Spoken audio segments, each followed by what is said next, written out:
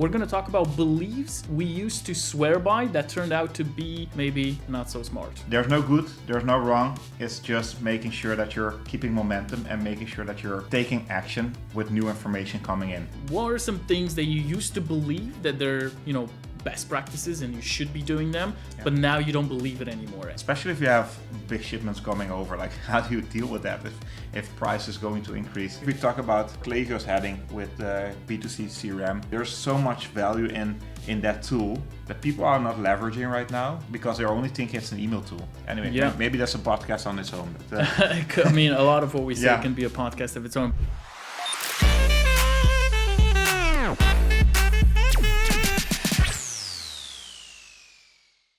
Welcome back to Klaviyo Geeks. This is episode 3. Omar, can you believe we're on the 3rd episode? Man, I can't believe it. This is going by so fast. But having fun in the meantime as well. It's. Do you want to make the big announcement? Like, where are we for everyone listening in on audio right now on Spotify, Apple Podcasts? And of course, if we're in London, there's a Klaviyo office here. So why not record the Klaviyo Geek podcast in the London office? So I think it was really nice that they extended and opened up the office that we're able to record in this amazing place. I think this is one of the best spots in the whole office, probably. Honestly, like it's really, it's like it was meant to record a podcast in here. And, we had a contact here who's kind enough to give us the room for a few hours. So yes, we are recording from the London HQ of Klaviyo, which is really exciting. We got some feedback last time when we recorded the first episode in Amsterdam that we weren't quite seeming like we're in the same place because the camera didn't really catch both of us. So guys, if you're watching right now, you can see both of us in the same room. Promise you. To put a bit of context, Omar posted on LinkedIn the other week a very simple post. By the way, you should follow Omar on LinkedIn. You can and Bogdan as well. And myself as well. And he's basically asking all of his followers, what are some things that you used to believe that they're, best practices and you should be doing them, but now you don't believe it anymore. And his comment section flooded. I think there were like 40 comments. Lots of people commenting. Even I think I got like a notification. Someone yesterday put a comment. So we decided to take all those comments, to take real life feedback from all of you guys, CRM managers working for brands, Klaviyo marketers, or agencies. Take all that feedback and take the best ones and cover them in today's podcast. So we're going to talk about beliefs we used to swear by that turned out to be, well, maybe not so smart. Yeah. Before we dive into specific topics, anything specific or anything that you would like to share about like new things that came up in the last couple of weeks, new interesting insights? A couple of strategies that we implemented where we kind of leveraged the new tariff increases to our advantage. And this is an idea that I actually got from you, Omar, where, remember you sent me that voice note on WhatsApp. So we kind of ran a couple of promotions where we said to customers, so there's a couple of angles. The first one was the small business angle. So basically we did a couple of plain text and marketing emails where we told our customers, look, we're a really small business and, uncertainties like the tariffs, which are happening now worldwide, can really affect us as a small brand. So it would mean the world for us if you could support us by placing an order, and get your favorite XYZ, whatever you're selling. That worked really well. No discount, no incentive, literally just trying to connect with your customer on a personal level. Worked beautifully. With a couple of other brands which are a little more cheeky, a little more aggressive, we did stuff like price increase campaigns where we said, buy now this month before the price increases the following month, and that worked really well too. And I think that's that's what my month has been focused on just kind of leveraging this sort of weird uncertainty that's been happening. And this is actually taking that for us as well. Last couple of weeks been interesting. We run the monthly meetups, the Klaviyo official meetups in Amsterdam. We've been talking about the tariffs and what it means for businesses for the last 2 meetups, which is actually interesting. And I think uncertainties is also part of doing business. I think it's more also about how you deal with these uncertainties and how quickly do you adapt and change and come up with new ideas. And there's no good, there's no wrong. It's just making sure that you're keeping momentum and making sure that you're taking action with new information coming in. And of course, things are changing every day. Then there is a tariff, then there is a pause, then there is an unpause, and then Like there's a lot of unknowns, and we've seen brands struggle with this as well. How do you, especially if you have big shipments coming over, like how do you deal with that? If price is going to increase, are you gonna let the customers pay for it? What is the result of that? Are you gonna be losing customers? So there's a lot of uncertainties, and we see our customers dealing with that, and there's no real answer to that yet. So it's trying out. Some are trying to make sure that they have cash so they can actually do things in the future. If something really bad does happen in the market, make sure that they sell out most of their stock right now so that they have cash to invest. Some are trying to hold on to stock as long as possible so that they can actually bridge the gap to whenever it's getting back to normal, if ever. So there are different things there. But beside that part, I think two cool things. We had a new team member in our company, Tim, who recently joined from brand side. So I'm really excited about him being a part of the team. He's been to a couple of the meetups already. We got to know him really well, and he really fits in really nice. So Tim, if you're listening in. First one that I've seen mentioned twice in your LinkedIn post, Omar, was the unengaged exclusion segments.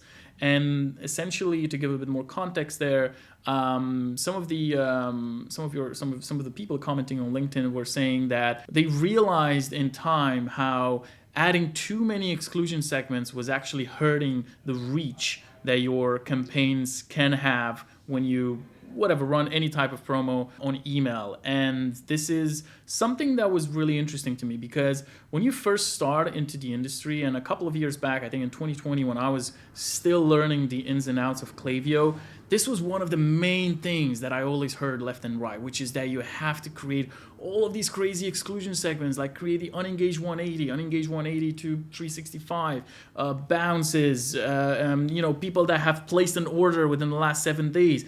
Hell, I've heard people that you should exclude people that have placed an order within the last 30 days from your 30, 60, 90, 120, 365. Yeah, that's like which in the end, when you first start, you think, well, that's best practice. That's what I should do. But when you start looking at the data, you realize that one, you are hurting your reach, and you're essentially reaching less people than you could have.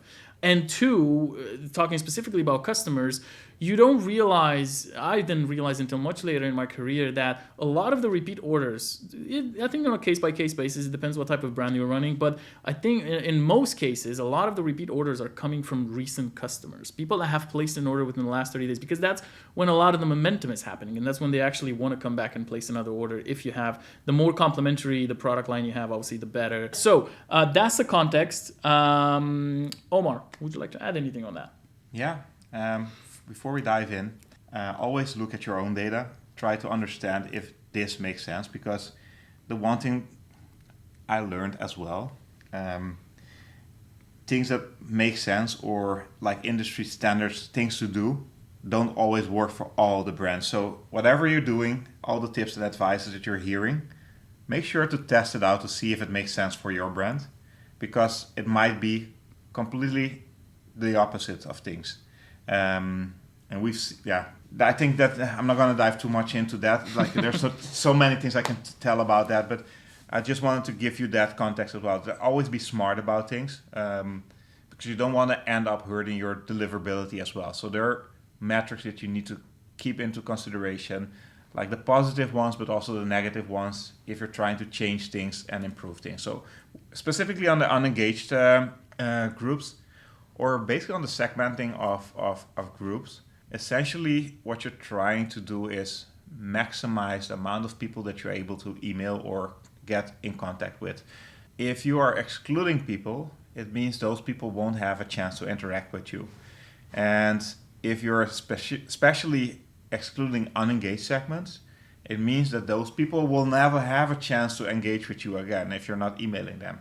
I think there's so many. I mean, there are a couple of things we can dive into there, but can I give a little gold nugget here? Because I feel like maybe it's worth giving some actual practical advice. So I don't think people should not not use exclusion segments. There's certain exclusion segments you should use, such as, people that have marked your email, people that have marked your emails as spam, they actually automatically get suppressed. But if someone has bounced, soft bounce 4 times, if someone has hard bounce, like, you want to include those as exclusion segments. There's no point in including them in ongoing campaigns. Spam bots, another big one. If you have issues with that, make sure you find some sort of way where you can track that and identify into a Klaviyo segment so you don't send to them. I've had this brand who had these emails being added to their Klaviyo from their Amazon.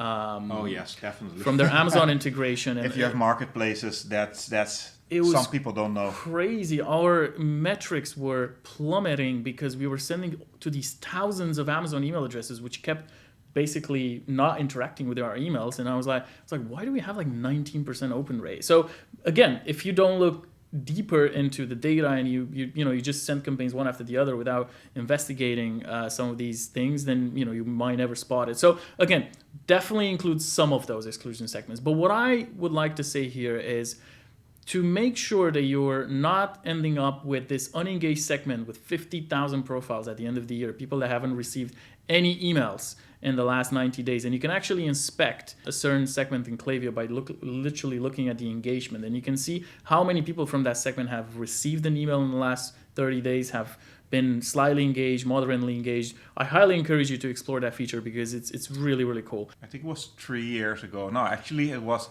in 2019. I heard someone speaking about this at a CRO conference. His name is Delaquist. I think he's an OG in the email world, but he was saying something similar. Send more emails because it correlates with the revenue of your business. It does. So I think 2 years ago, I caught up with him again.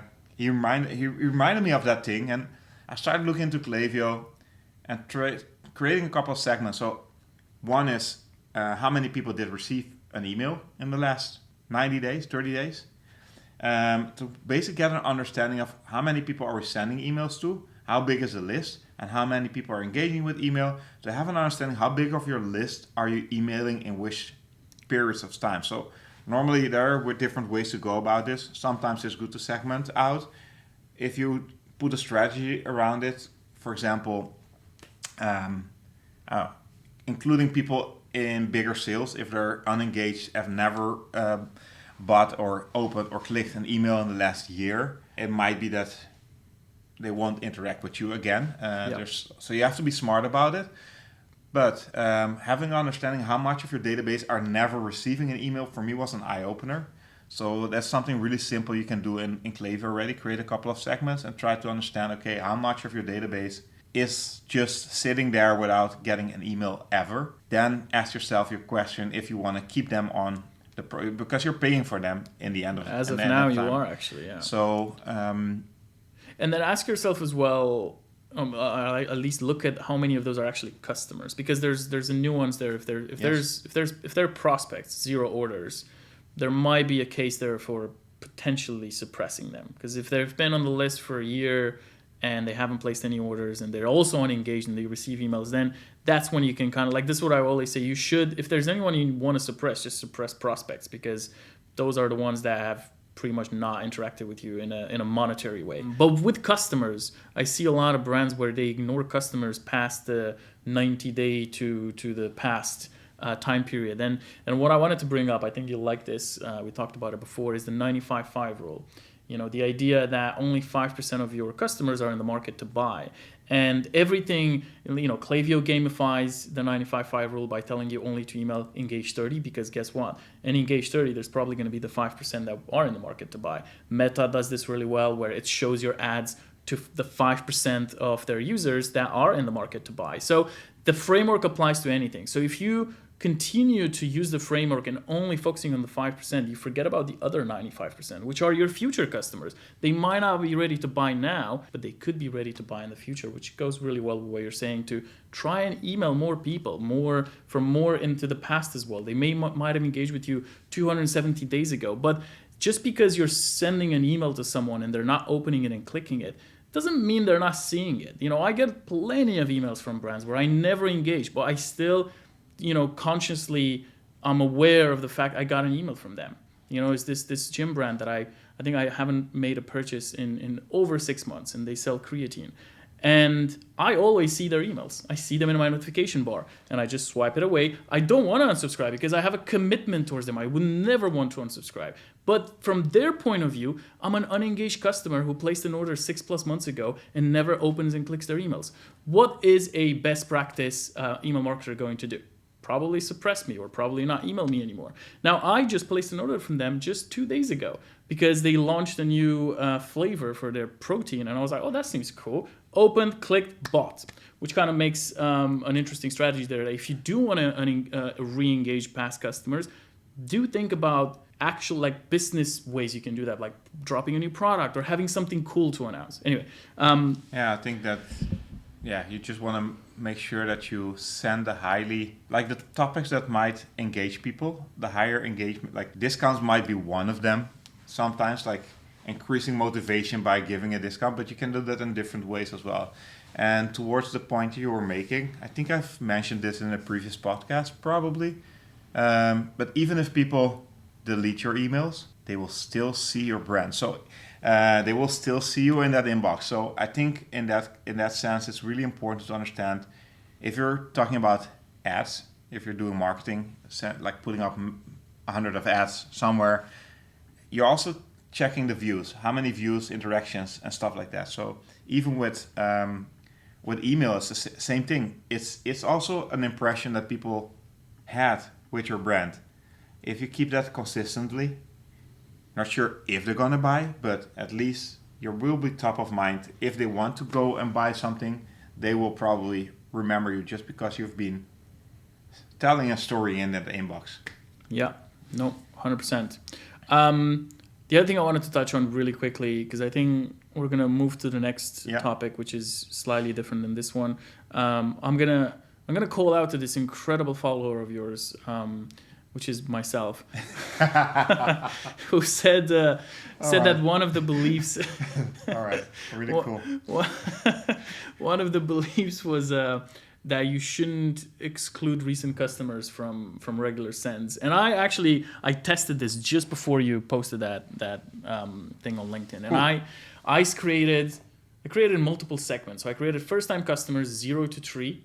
So placed an order between 0 and 3 days ago. First time customers placed an order between 4 and 8 days ago, and then so on and so forth, 9 to 12, 13 to 16, 17 to 21, and I think I kind of went further at the end, 21 to 30.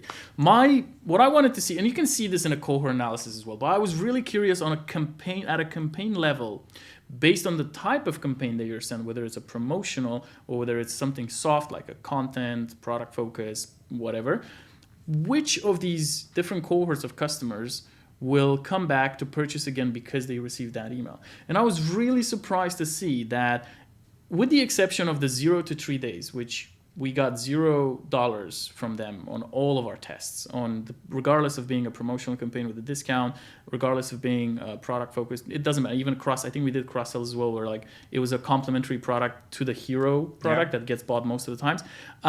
So with the exception of the 0 to 3 orders, most of those segments had revenue attributed to them, which is crazy. I mean, it's not crazy, but like I think you start believing these things that you should not annoy your recent customers. Don't send them emails because they just placed an order that they haven't even received their product yet, which is true to some extent. But don't underestimate the fact that that customer might have been on the edge of adding one more thing to cart and they didn't. And just because you're sending them another email, you're basically poking the bear. Come on, do it.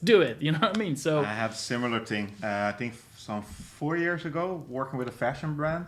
And this is interesting. Like, we normally try to set up a customer thank you email going out one day after an order, basically from a founder thanking them or something more personal. So what we've done there, basically added a product recommendation block, a dynamic product block in there. It was by far the most, I think it was the second highest revenue generating automation. Wow. So it's like people just got an email and bought again. It's like, okay, well, probably it's got around fashion as well, but because that's a lot of inspirational things. There might have been, especially with the Klaviyo product blocks, or dynamic product also looks at past behavior, but just sending them more products just got them back to buy more again. That's like, yeah, interesting. again, anyone listening in, test. Have you like that campaign that you sent out? Did you turn it into a flow, or was it too specific a campaign to? No, I think it could be turned. Well, it could be turned into a flow. It isn't something really specific. You could probably. So again, this could give you a little insight on how fast you should send an email to someone post purchase. So I haven't thought of that. So I should. Something to do. I remember when I was at Klaviyo Boston, I think 2018. It's a long time ago. Klaviyo Boston. Yes. Yeah. An event. And I think it was a toilet paper. Who gives a crap? Who gives a crap? Yeah, I love those guys. They came up with a concept. They want to recycle a lot just because of their business. So they're also recycling their campaigns into automation. So they were looking at what are the things that are working well and how can we recycle it. That stood with me. Like I still remember that. It's like, okay, but if a campaign works well, why not add it to an automation? Yeah, make something evergreen. I love that. What a hell of a brand consistency there. It's like we're gonna recycle is our mission across anything. Yes. I love it. But it's a good point. I think next episode Bogdan will tell us what the flow is generating. I will 100%. Cool. That's awesome. Free advice. Yeah, there you go. Cool. All right. So I have a question for you, Omar. You ready? Yes. Okay. So my question is sending more emails hurting brand's reputation or performance or whatever? Spikes and subscribes. What's your feel about that? It's closely related to the previous part, but I had to really recalibrate my thoughts on that. And it's something that kind of like came up in the last half year because a new brand we're working with really challenged my own perception on that because they were sending every day and then started doing resends for every campaign every day. We're still working with them to create a good strategy around it because once they started doing that, revenue really jumped. So it went up by a lot. I can imagine. But if you think about the concept of, okay, how is this for customers? It went against my beliefs, definitely. So I had to readjust my beliefs there as well. Open rates are around 40 to 50%. So they have really good open rates, even doing this. But the unsubscribes really went up. I think they have around 7 or 8K unsubscribes per month. Are they gaining more subscribers than losing though? They are still, yes. Yeah. But I think we need to readjust a little bit the segmentation. And there's when segmentation does come into play. You need to be smart about it. To be able to, because you can probably grow faster if you bring things in. Can I just for the listeners at home a little context here, because I don't want a small brand just starting out taking this advice. Probably I'm assuming this is an 8-9 figure brand, correct? Yeah. So they do things at a huge volume, which is why they can afford to send to such frequency, correct? Yeah. I'm still trying to see what's the best to do there. Because they started with just everyone, which that is not a good practice for me, because there was negative growth happening when they started doing that. We've been chipping away and I was going into the positive direction and helping them. And it's an internal team that are working on their own campaign, so we don't do most of that, but we help with strategy there. But I really had to readjust my notion of, I don't normally say that it is too much, but when they were doing that, like, this is too much, but hey, it's delivering results. So sending daily emails and resends, it makes my brain in the hurts. morning and then the afternoon. And if you don't do it, it drops. The revenue just drops. So do you want me to drop? Yeah. So I had a chat with someone the other week. I think I mentioned this to you on WhatsApp, which they said something quite interesting. And I haven't tested it. I'm just mentioning it now, just for I don't know, if it's worth anything. So talking about this waterfall method of if you do want to send essentially daily emails, you should do it in a way that protects your reputation against spam filters. So in the very early hours of the morning, you send to your most engaged segments, maybe depending if you're a huge brand, probably engage 7 days. And then you have to have resources and time to do this type of strategy. And then as a waterfall, like the name says, you start increasing it throughout the day. You can probably do this with some sort of smart sending from Klaviyo as well. But you can throttle send it over a period of time. Yeah, but I think it does it randomly. It doesn't look at engagement levels. Then you just have to create 2 campaigns. Yeah. One that's directly on time, and the other one starts at a certain time and then splits it up. Yeah. So apparently this type of thing helps tell inbox providers that, you know, you're not just a spam sender, and you get this email in the morning to a smaller group of people, because, you know, in deliverability, if people do delete your email right away, that's a negative signal for spam filters. If they do not open it, right, so they kind of look at what happens in the first few minutes of you sending an email, and they determine your sending reputation based on that. Again, there's a lot more technical nuance there, but I just wanted to mention that because I thought that was really interesting. And I think there are ways, as you said, where, you know, segmentation does come into place if you want to do things at such higher scale. And I think we had other brand we were working with. They were quite smaller. They were also doing, somebody told them you have to send daily emails. They were doing daily emails. And then if I look at effort versus results, for them, there was no real strategy. There was a lot of discounts going out every day. Like, okay, but that's probably hurting your brand because you also want to protect your margins. And what also ended up, you also want to make sure that the time it costs to create an email is accounted for in the results that it provides. So if you're not making money through those emails, then maybe cut down on the amount of sends and just... Yeah. I think, so this is a good question. What should smaller brands do? You know, I'm not going to give necessarily a revenue level, but just smaller brands in general. Let's say making up to 7 figures a year. I think in most cases, what I've seen so far, especially if it's more founder-led, they are afraid to send more emails. Yeah. So it's like, oh no, we don't want to spam our customers. And I think in most cases, you can send more. If you're sending 1 email a week, send 2, see what happens. Yeah. Test it out. I mean, that's the way I go about things. Let's test it out and see what happens. And that's the way that we normally scale with our customers as well. Once they see, because in the end, that the way I see this is customers let you know with their behavior if they like something or not. So instead of using your own thoughts and feelings about things, just test it out, see what happens. If it results in open rate staying the same, if revenue goes up, then you have your answer. People are actually liking that. So do more of that. And if you notice that you're getting to an edge that more isn't helpful anymore, then maybe keeping that and being more specific to groups. I'm not sure that, but I think in most cases, people aren't sending or companies aren't sending as much yet. They could be sending more. I'm not sure how you experience this. Same. I mean, there's 2 extremes to it, right? So you have the erratic ones, as I call them, you know, the younger founders who don't really have any regard for their email lists. I've seen this account that it's like someone was stabbing me in my eyes. He was sending daily emails, and then he was resending daily emails as well to non-openers every single day, sending campaign like that. Those campaigns would be getting like 7% open rates, and he kept doing it. And that open rate also includes machine opens probably, so the open rate will be like even less. It's crazy. So there's those type of extremes where I've seen accounts where they've literally taken it a bit too far with this type of advice. And then, yes, there's a middle ground sometimes where they send maybe 12, like 3 per week. But then most of the time I see brands, not sending enough. You know, they have like, let's say 50, 100K profiles in their Klaviyo, and they're sending like 1 or 2 campaigns a week.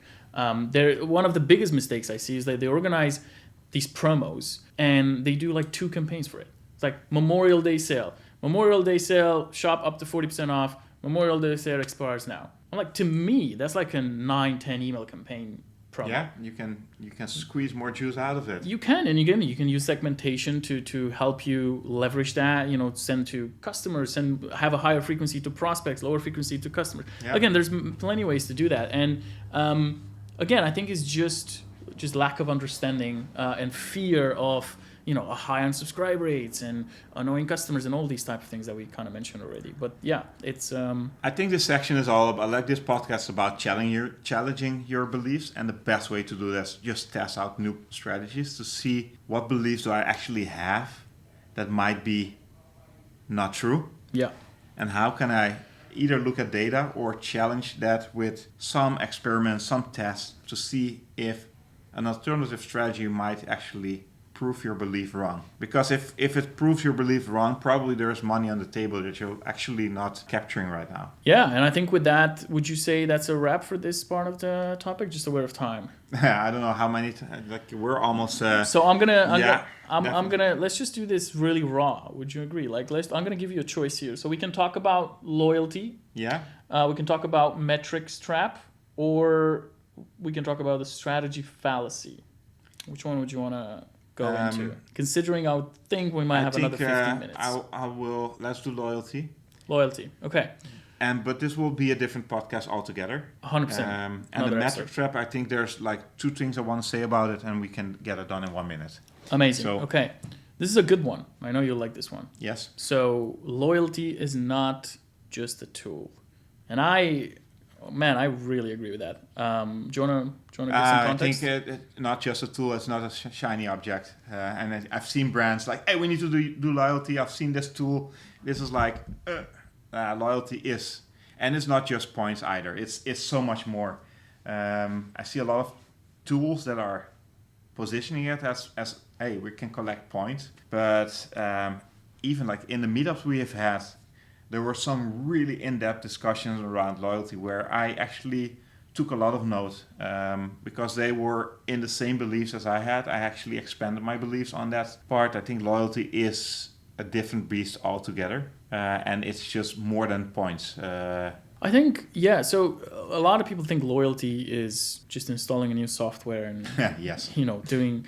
And oftentimes I found those to be quite deflating, not generating nearly as great results as they could. To me, loyalty is how you treat your customers. Like even something as simple, as is your checkout abandonment split by customers and prospects? Are you treating your customers slightly different when they come back and purchase from you again? Are those messages a little bit more tailored? Are you adding some bits in there to acknowledge their, technically loyalty of them coming back? So it's really how you approach your entire retention strategy as opposed to just a loyalty flow, yes. And it's how you treat your customers on campaigns as well. Like, I know not a lot of brands have the resources to do this, but I am a huge fan of having a campaign strategy that, split for customers and prospects. And what I like to say is be more aggressive, higher frequency for prospects, get that first purchase. Be a little softer, a little more strategic with your customers. Which products did they buy from your store? Which products could you then re-advertise to them to get them to purchase again?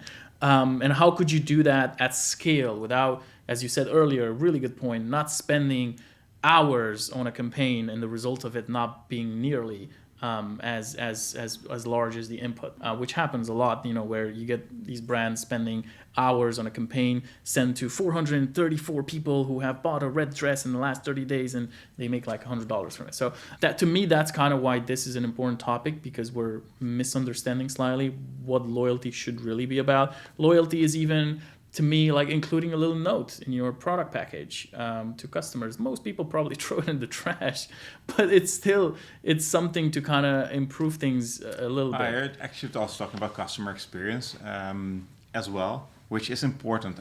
Now with so much competition, the experience that you're delivering to customers is extremely, extremely important to really nail.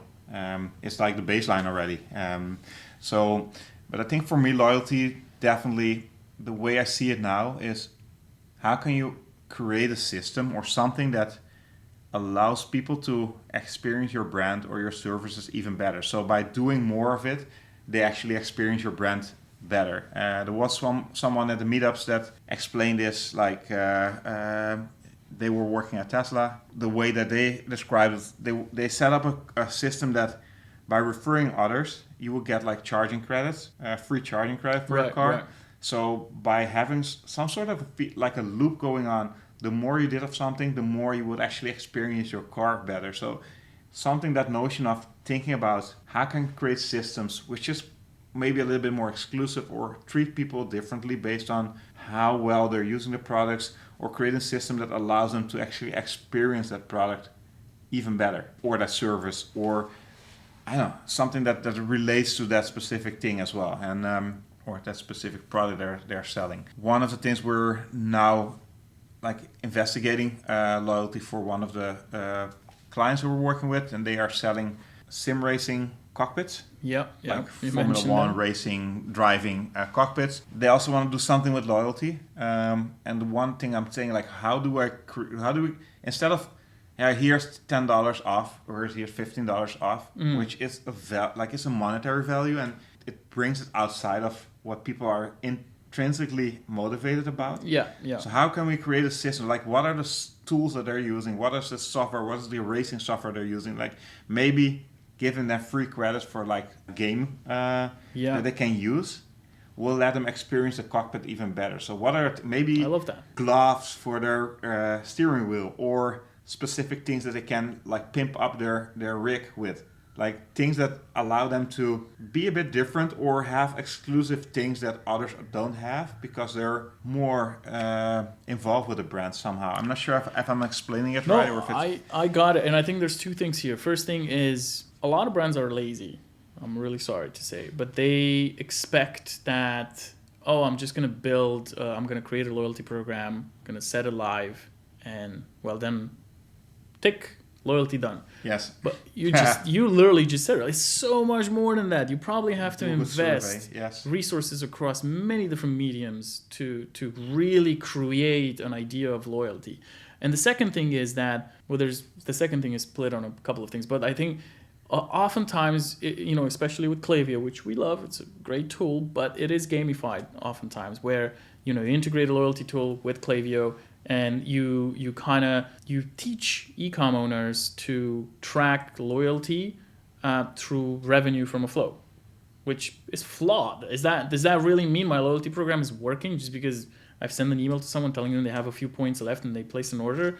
Again, it's like, to me, is like, how do you actually track loyalty? So that was actually my second question. Like, what's the right way to track loyalty? Because sure, you can track it by having some sort of holdout timelines where it's like, hey, our repeat purchase rate was this much when we didn't have loyalty, is this much when we have loyalty.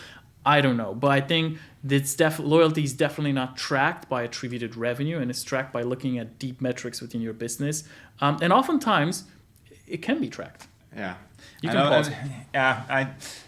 I think I was thinking about what was the belief that was said around that, like loyalty doesn't work or loyalty works. Do you remember? I can have a look. Because I think zooming out, the way I perceive loyalty to be a tool, implement it, and it will work. The things that I've learned over the last years is loyalty costs money. So you're still giving something out. It costs money. Most of the times it's yeah. No, it was basically loyalty was merely an addition, shiny object.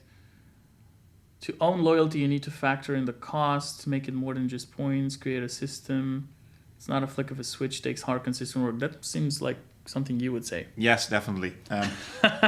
So I think my change there was my belief, like it's not just a flick of a switch.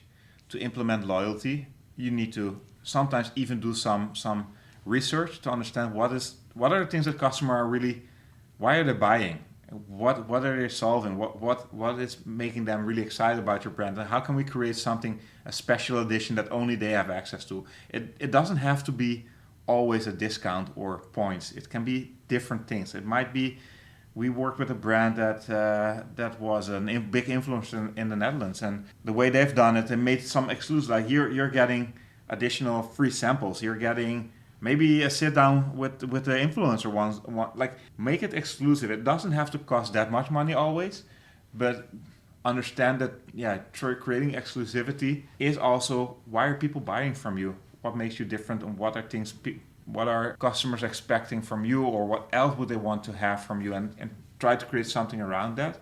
And then on the implementation side, if you really want to nail it, you really need to be consistent on this. And that's where I see most brands fail. Oh, we installed it, we're done.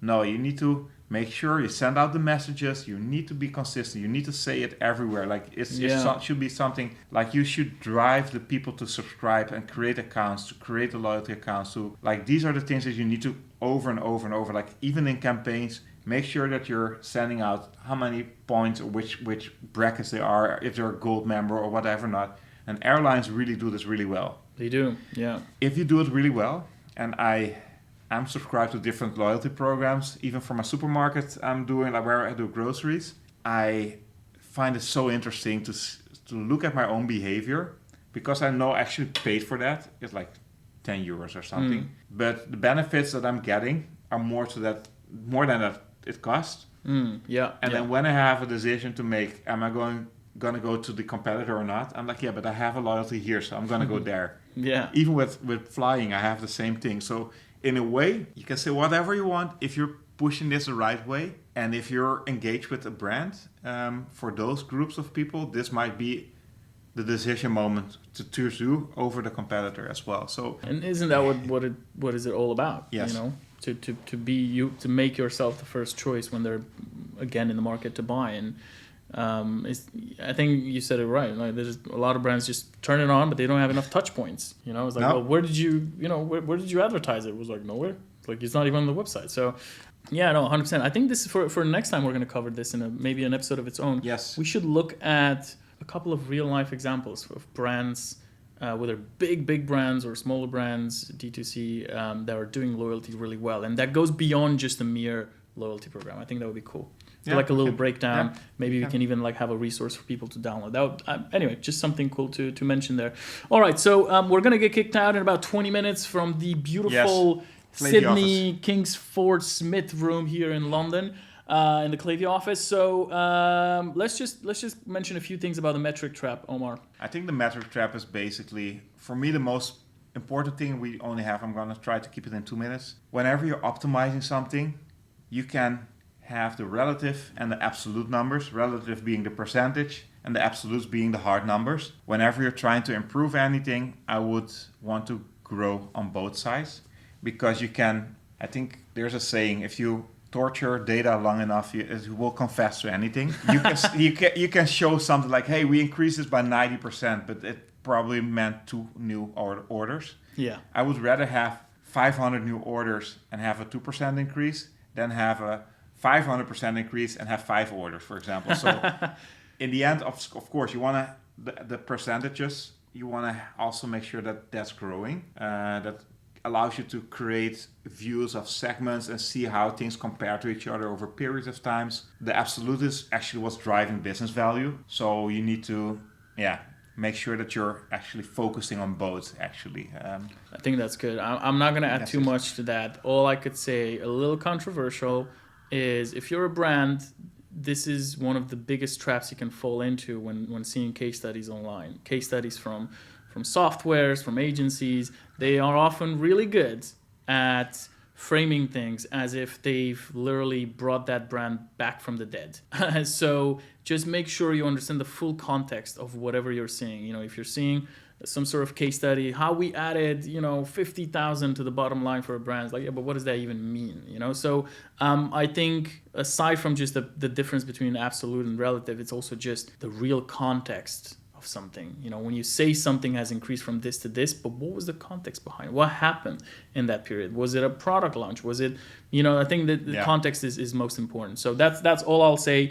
We are stretched by time here, Omar. So what I want to say, key takeaway from me is obviously we spend a lot of time talking about challenging and shaking beliefs. Challenge every best practice that you hear out there, especially in the email D2C sector, because there's a bunch of them.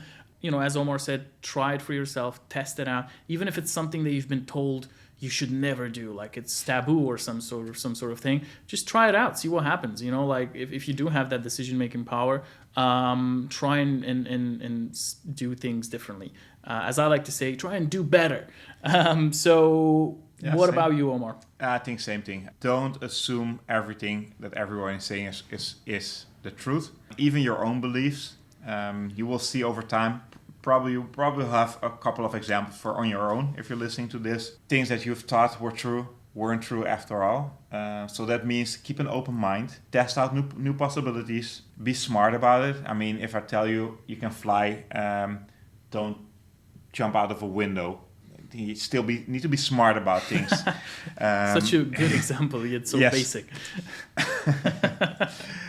But test out the things, because there are potentially wins that you're leaving on the table just by assuming something is the way it is, and just be open to new possibilities as well.